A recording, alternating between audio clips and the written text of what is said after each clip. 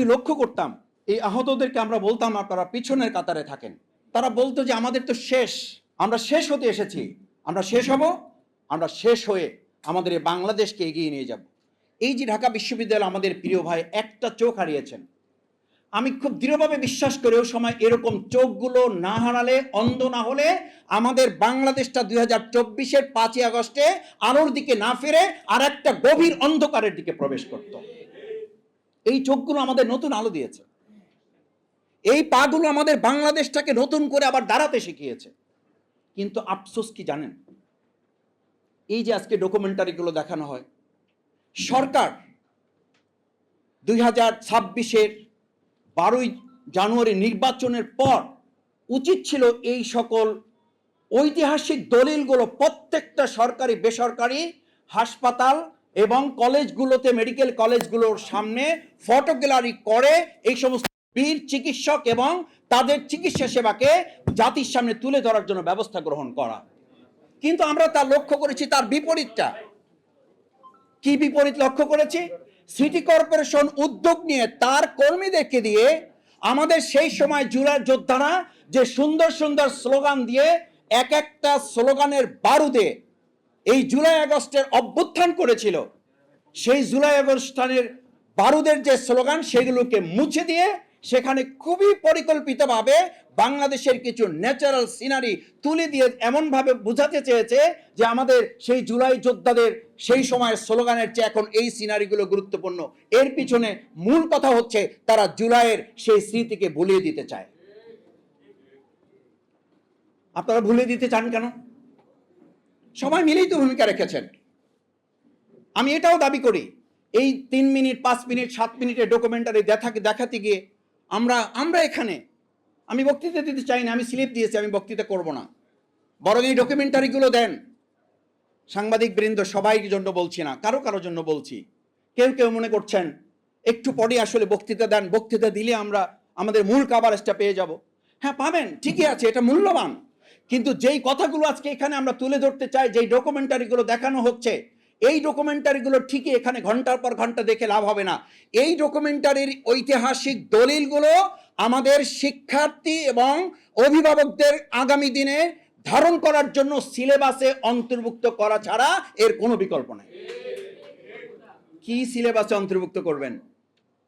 ওসমান হাদির ইতিহাসটা অন্তর্ভুক্ত করার জন্য কমিটি করা হয়েছিল, সেই কমিটিটাই বাতিল করে দেওয়া হয়েছে। কি অন্তর্ভুক্ত করবেন? অন্তর্ভুক্ত করার কোনো পরিকল্পনা তো আমরা বর্তমান সময় লক্ষ্য করছি না। বরং আমরা দেখছি, আমরা বহু আগে বলেছিলাম যেই ফ্যাসিস্টের দোসর জনাব রাষ্ট্রপতি, প্রথম থেকে আমরা বলেছি তার বক্তব্যের সময় বিরোধী দল সংসদ সদস্যগণ ওয়াকআউট করেছিলেন। আপনারা অত্যন্ত হাস্যোজ্জ্বল ভাবে শুধু বক্তব্যই দেন না, আপনারা টেবিল চাপিয়েছেন। আচ্ছা, তাহলে এখন তাকে বিদায় করলেন কেন? কেন এতদিন তাকে লালন পালন করেছেন? নিশ্চয়ই এ কথা জাতি বুঝতে চায় যে এতদিন তাকে দিয়ে কিছু উদ্দেশ্য হাসিল করা প্রয়োজন ছিল, সেগুলো করা শেষ। এখন তাকে ডাস্টবিনে ছুঁড়ে ফেলার জন্য আপনারা আয়োজন করেছেন, কিন্তু ডাস্টবিনে ছুঁড়ে ফেললে হবে না, জনতা আওয়াজ তুলেছে, তাকে গ্রেপ্তারও করতে হবে। কারণ তার মাধ্যমে অনেক কিছুর অনুমতি নিয়ে এই সমস্ত আমাদের তরুণ যুবকদের উপরে গুলি চালানো হয়েছে। না হলে তার একটা অর্ডারে এই সমস্ত গুলি বন্ধ হয়ে যাওয়া সম্ভব ছিল। হয় নাই তো। আমার এমন রাষ্ট্রপতি আসবে যদি তাকে গ্রেপ্তার করা না হয়। আজকে স্বরাষ্ট্রমন্ত্রীকে আমরা বলতে শুনি রাষ্ট্রপতির ব্যাপারে কোনো কিছু করা যায় না। কেন করা যায় না? রাষ্ট্রপতিকে আইনের ঊর্ধ্বে। আপনি তো সংবিধান কপচান, সংবিধানের দাড়ি কমা সেমিকোলন সব কিছু আপনি মুখস্থ তুলে ধরেন, অবশ্য 2-4টা ভুল ভালো বলেন, আপনার ব্যাপারে তো কেউ কথা বলার সাহস করে না। পরে লবিতে এসে অনেকে আবার আপনার লোকেরাই বলে মাসুদ ভাই অপেক্ষা করেন, আপনাদের কিছু করা লাগবে না, তার জন্য আমাদের বহু লোকেরাই রেডি হয়ে আছে, অপেক্ষা করুন। আমি কথা বলছি এই জন্য, সম্মানিত উপস্থিত সুধী মণ্ডলী, আজকে ফ্যাসিস্টের দোসরকে আপনারা সরালেন। এই চিকিৎসক বৃন্দ যারা সেদিন চিকিৎসা দিয়েছে, আমি নিজে সেদিন সাক্ষী। আমাদের গাড়ি ব্যবহার করতে পারি নাই, অ্যাম্বুলেন্সে করে রুগীর সাথে গিয়েছি মাস্ক পরে। সেখানে আমাদের যে চিকিৎসকরা চিকিৎসা দিয়েছে, ওই সময় ফ্যাসিস্টের লোকেরা তাদেরকে খাগড়াছড়ি, রাঙামাটি, বান্দরবন পাঠিয়েছেন, আর এই বর্তমান নতুন সরকার এসে ওই একই চিকিৎসকদেরকে রাঙামাটি, বান্দরবন, খাগড়াছড়ি, পার্বত্য চট্টগ্রাম তাদেরকে আপনারা বদলি করে দিচ্ছেন। বোঝা যায় ওই ফ্যাসিস্ট এবং আপনাদের মধ্যে তেমন কোনো পার্থক্য নাই। আমি কথা বললে তো একটু বড় হয়ে যায়, শেষ করে দেই।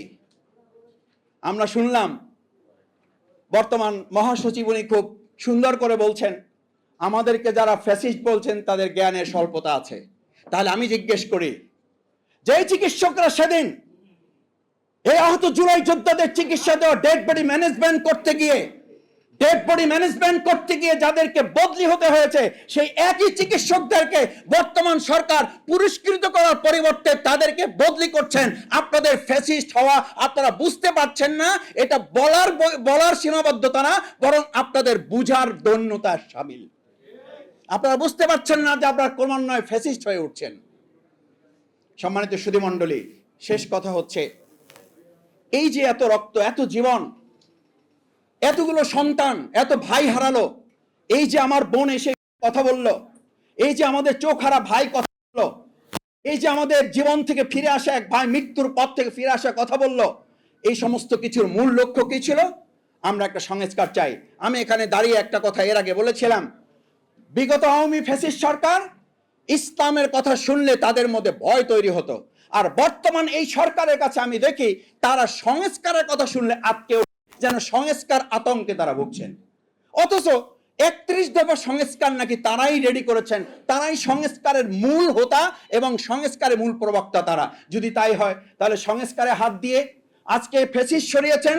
আমরা খুব স্পষ্ট করে বলতে চাই, শুধু ফ্যাসিস্ট শাহাবুদ্দিন চুপ্পুকে সরিয়ে শেষ হবে না, বরং এই চিকিৎসা ক্ষেত্রে, সাংবাদিক ক্ষেত্রে, শিক্ষকতার ক্ষেত্রে, সচিবালয়ে সেখানে মেধা, দক্ষতা, যোগ্যতা, সততার পরিবর্তে যারা বিগত ফ্যাসিস্টের লেহন করেছেন, তাদের তোষামোদি করেছেন, তাদেরকে আবার পুনরায় বসানোর সমস্ত চক্রান্ত সম্পন্ন করে এই কাজগুলো আবার নতুন এই ফ্যাসিস্ট সরকার শুরু করেছেন। আমরা সেই জায়গায় আশা করি এই কাজগুলো না করে আসেন দল মতের ঊর্ধ্বে উঠে সততা, দক্ষতা, মেধা এবং যোগ্যতাকে মূল্যায়ন করে যদি আমরা এগিয়ে যেতে পারি, তাহলে 2024-এর জুলাই আগস্টে আমাদের যে শহীদ, আমাদের যে আহত পঙ্গুত্ব বরণকারী, আমাদের যে রক্ত চোখের পানি, এত ত্যাগ এবং কোরবানির মানবিক বাংলাদেশ বিনির্মাণ করার কথা ছিল, সংশোধন নয়, দাবি ছিল সংস্কার।